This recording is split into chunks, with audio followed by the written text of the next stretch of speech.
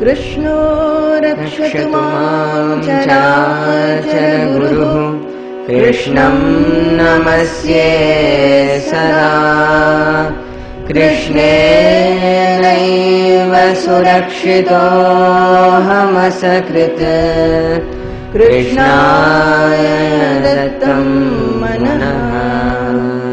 So he does not have raga, he does not have bhaya, he does not have fear, because fear can be of what kind? One is fear of losing what I like and fear of facing what I dislike. These are the two kinds of fear. He has gone beyond likes and dislikes. So he does not have any fear. He can even embrace death when it comes happily. He will not be fearful of death at all. Death and destruction will not scare him at all. It is said that the jnani is ready to see the whole world getting pulverized. Even if the sea gets dried in his front, he will not be surprised. Anything can happen to the world. He is not going to get affected by that. So he does not have raga, he does not have bhaya, and he does not have krodhaha. Krodhaha means, later on Bhagavad Gita will say, krodha comes from kama. When the desire is hindered, our desire is not fulfilled, and we don't know what to do about it, how to fulfill the desire, then we become angry. The krodha comes, krodha dawns. So a person who does not have desire, where is the question of krodha for him? Well, he may have a rudra rupa, where he may be very fiery. He may fight the war with lot of powerful emotions. He can even speak with lot of powerful emotions, but that is not krodha. That is, we call it Rudra. It is a Rudra Murti. The Shiva, we often say, Shiva's Rupa, when he is destroying the whole world, during the destruction, Shiva's Rupa is called Rudra Rupa. So, Vitaraga Bhaya Krodhaha Sthitadhir Muni Ruchyate. Such a Muni is called Sthitadhi. So, he describes in just 2 verses what is the non-interactive, the Samadhi state of a Sthita Prajna, and what is the interactive state of a Sthitadhi when he comes out of the Samadhi, when he is interactive in the world, what is the state. This samatva or evenness in success and failure, in loss and gain, in dukkha and sukha, in joy and happiness, people often misunderstand it as a lack of sensitivity, as if one is not sensitive enough to react to the circumstances. So Bhagavad Gita is very particular in correcting repeatedly during the discourse that it is not an outer control that Krishna is speaking about. It is a sublimation from within. The outer control will never take us to this unified state. He says in 2.59, Vishaya vinivattante niraharasya dehinaha rasavarjam rasopyasya param drishtva nivattate. Vishaya vinivattante niraharasya dehinaha rasavarjam rasopyasya param drishtva nivattate. He says, Vishaya vinivattante niraharasya dehinaha. When suppose a person is sitting in a cave away from all the material objects or so, if we keep everything away from our senses, well, then we may sit quiet for some time. But he says that the Vishayas will go from mind temporarily, but not the rasa, the taste for the Vishayas, the attraction for the Vishayas. Rasa varjam means accept rasa. Vishaya vinivattante, rasa varjam. That for a nirahara, ahara does not only mean that taking food with the mouth. In spirituality, ahara means all kinds of input we are taking. That is through all the senses, whatever we are seeing, whatever we are hearing, whatever we are touching, all the sense inputs are called ahara, and whatever outputs, they are vihara.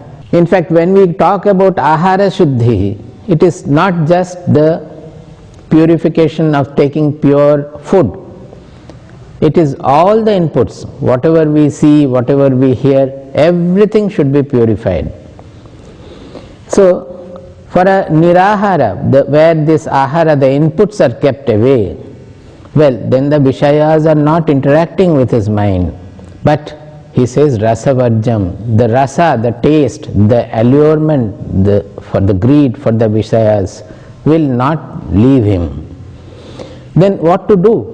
How can we get rid of the rasa, the taste for it? He says, rasaha api asya param drishtva nivartate. Asya rasaha api param drishtva nivartate. The rasa also will go when he sees the Supreme, he realizes the Supreme. Param drishtva nivartate. So where is the seeing taking place? It is not outward. When he realizes his own identity, own real identity, he comes in contact with his real identity, the soul, the self, the Brahman, the Supreme.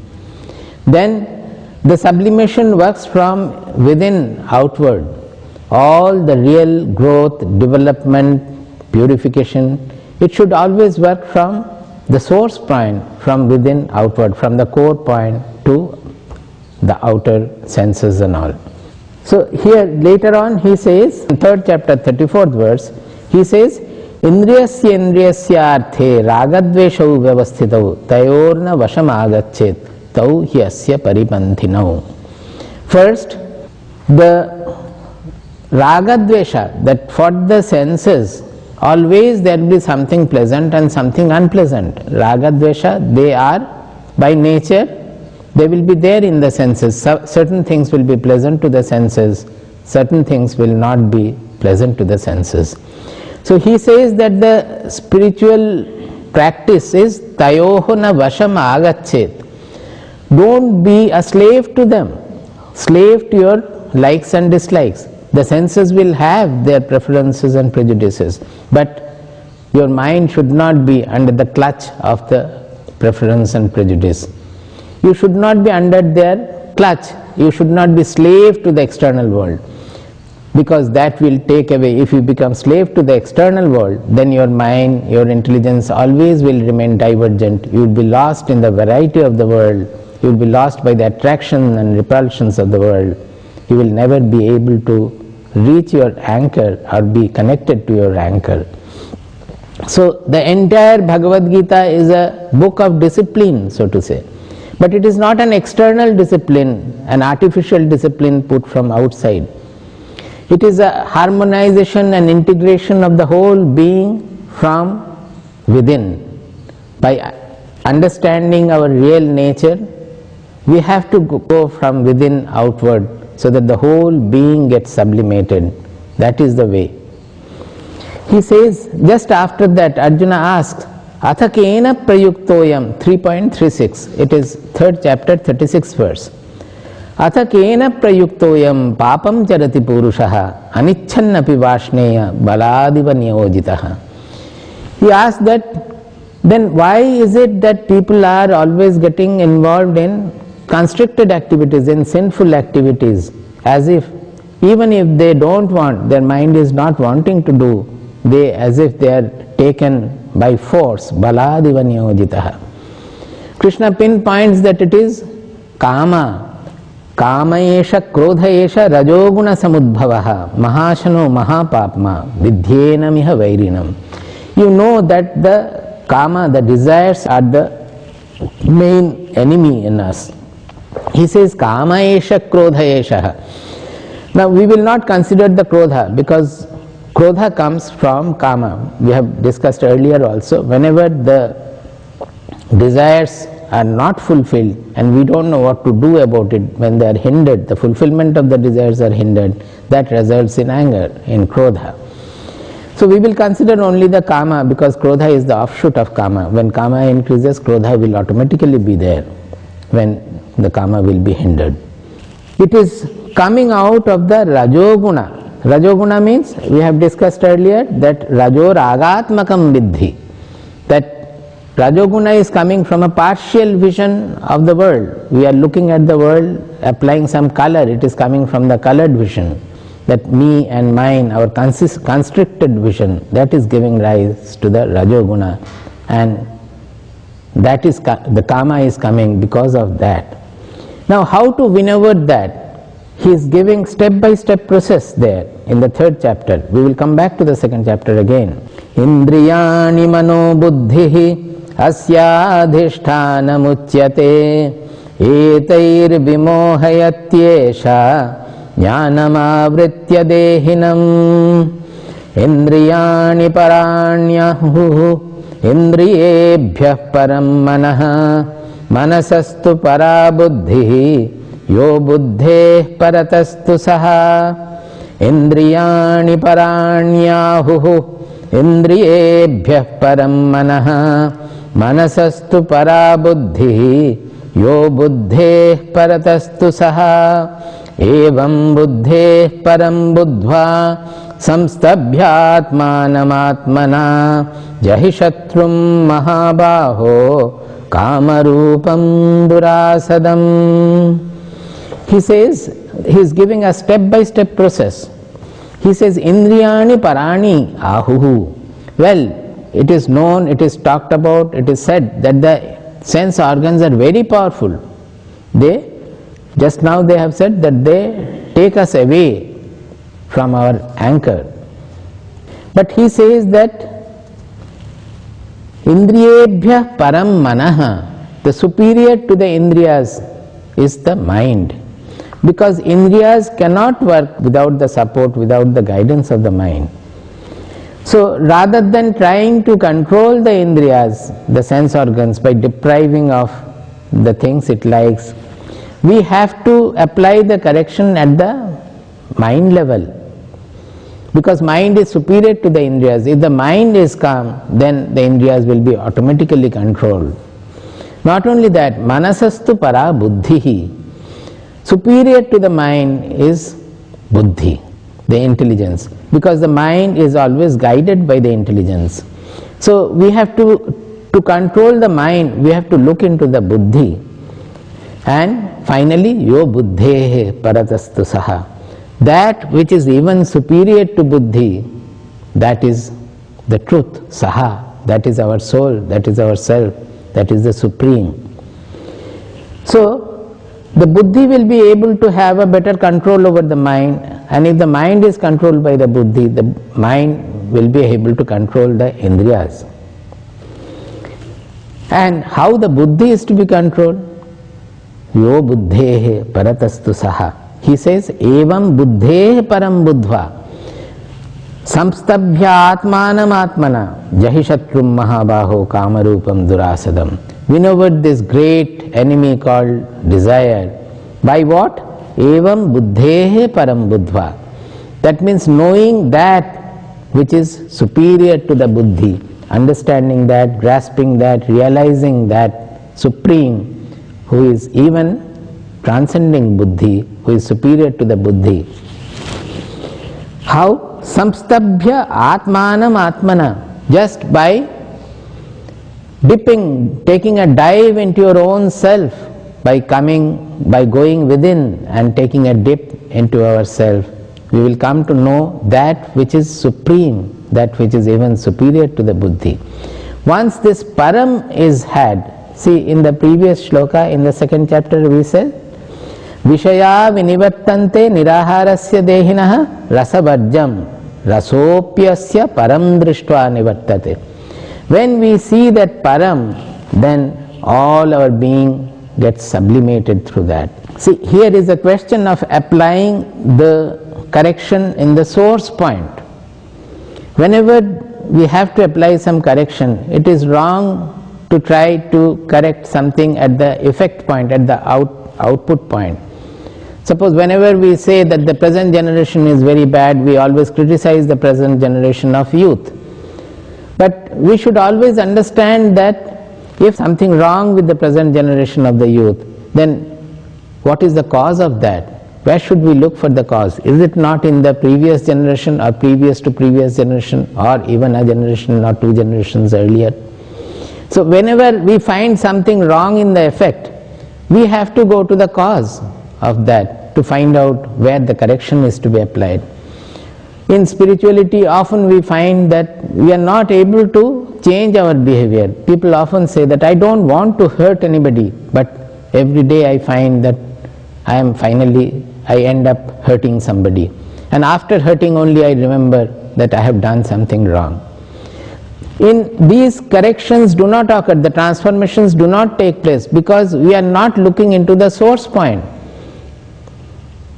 When the behavior already we have done something hurting, the hurting words have come out of our mouth, then we cannot correct it anymore. Repeatedly we will think we have done something wrong, again it will come. We have to look into the cause where from the words are coming. Why the hurting words are coming out of my tongue? There must be some thought. Always the thoughts are getting manifest through the words. So if the words are wrong, we have to look into the thoughts, that what is wrong with the thoughts. That itself, when we try this, that itself will make our mind introvert. We will start watching our mind. Before the thoughts get transformed into behavior, we have to watch the thought and what are the wrong thoughts coming in there. We must be able to find out, we must be able to discover that there are hurting thoughts in our mind. There are violence, there are thoughts of violence in our mind. There are thoughts of competition, selfishness, blamefulness, all these things are there in our mind. So unless we correct them, correct the thoughts, our behavior we cannot correct. We have to operate in the causal level. We can go still further. Suppose we try to correct our thoughts, we have become watchful, we find we are always watching the mind, what thoughts are rising in the mind. There we will find that repeatedly bad thoughts are coming, which unwanted thoughts are coming, which we are not able to correct anymore. We have to go farther down in the causal chain there, where from the thoughts are coming. We may call it the bhava, the mindset. I would like to call it mindset. The fundamental, the inherent quality of the mind. In Sanskrit it is called bhava of the mind. Inherent quality of the mind. So, suppose we have an iron ball which we are heating. When it becomes red hot, will it not radiate red rays? The red radiation will come out of it. If you heat it further, it will be blue or white. Accordingly, the color radiation will come, whatever the color of the ball is. So, whatever the fundamental nature, the content of the mind, according to that the radiations will come. Thoughts are radiations from the bhava. You can think of the mind as a whole has a certain content, it has a bhava, and from that bhava those bhavas are getting translated, radiated into thoughts. So whatever is the bhava of the mind, if the mind is selfish by its very nature, then selfish thoughts will come out of it. If the mind is constricted, small, narrow, then only narrow thoughts will fill our mind, narrow thoughts will be radiated by the mind, and they will be translated into selfish, narrow actions also, behavior also. So the best way to correct, the best way to transform our being is to work at that fundamental point of bhava. We call it the sadhana of bhava shuddhi. That is, the bhava has to be purified. Once the content of the mind, that mind which is narrow, constricted, selfish, if that mind is expanded, if that mind is made liberal, made considerate, made loving, then automatically it will radiate only loving thoughts, sympathetic thoughts, expanded, liberal, noble thoughts, and such thoughts will be automatically getting translated into such noble action, good action, auspicious action, loving action. So we don't have to really correct our behavior. We can, if we look into the basic content of the mind, the bhava of the mind, and preserve it, make it pure, preserve that purity, then we don't have to worry about the thoughts or the actions at all. They will automatically become auspicious and good. It is like changing the stream of the river. Suppose the Ganga is coming from a small streak in the Gomukha, and it is finally meeting the Ganga Sagara. There it is kilometers, miles after miles, the width is quite a few miles. Now, if you want to change the flow of the stream, will you try to push it from Gangasagar? Is it possible ever? Will we be successful? It is impossible. But suppose we do something at the Gomukha point where it is a very narrow stream of water. We rearrange the stones over there and change the flow direction. Then when the flow starts from there, automatically it will take another terrain, it will move move to other places. So everything, any correction or any effort will be most powerful, most efficient when it is applied in the causal point. And the deeper is the cause, the more fundamental is the cause, more efficient will be the practice. This is what we do in spirituality. In Kevala Jnana Nishtha, it is most efficient because there we directly deal with the mindset. So we must remember the whole spiritual sadhana is a purificatory process working from within outward.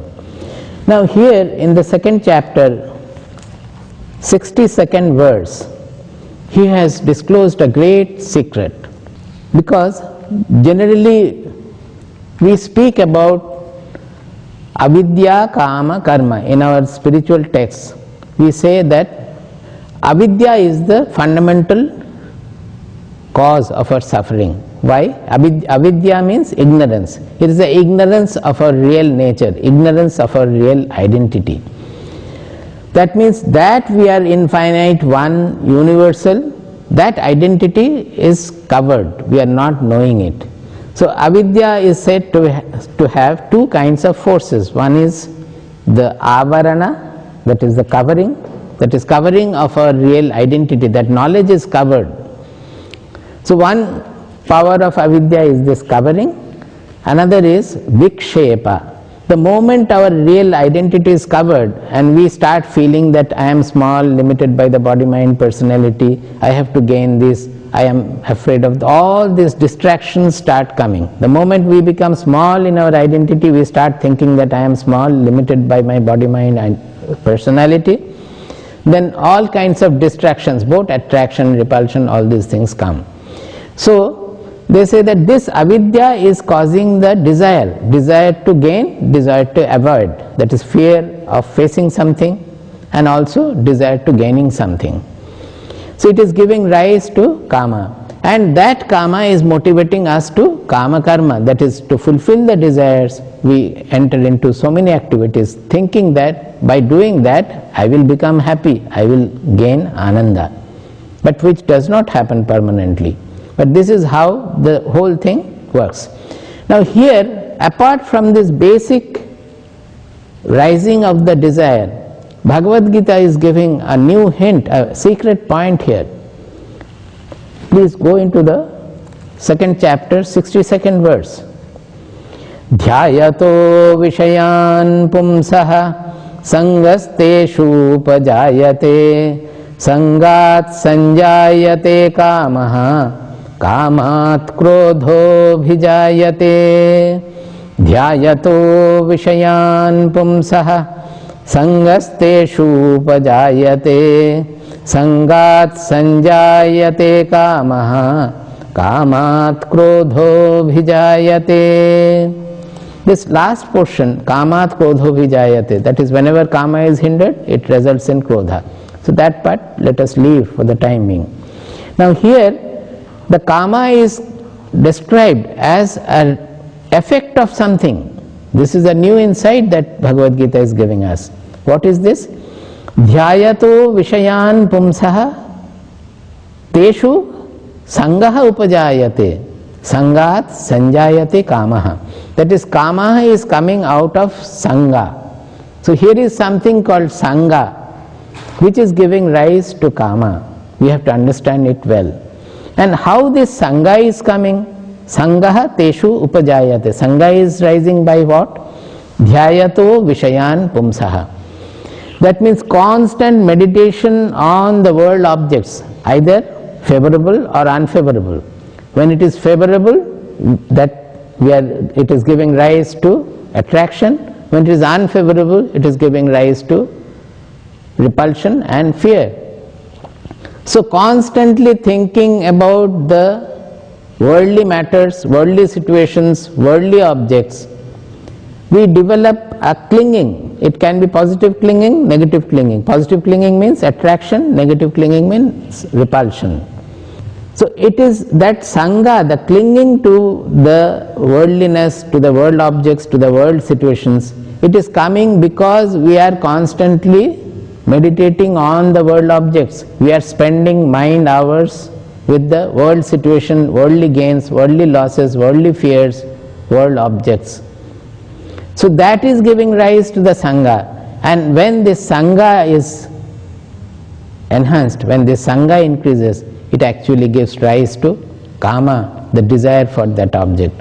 We will go further into it. Suppose when there was nothing of this luxury, so many. Now the other day in USA we were walking through the malls, we were taken to 2 or 3 malls, and one of them I found perhaps more than a kilometer long, and we were walking and walking and walking. So after some time we told Pankaj, who was accompanying us, that what is this we are seeing? There are so many shops we have crossed through as we walked through the corridor. I found that our life can go on very easily and very comfortably without any of the objects displayed in these shops. They are all about so many fashions and so many other things which we can very well go without.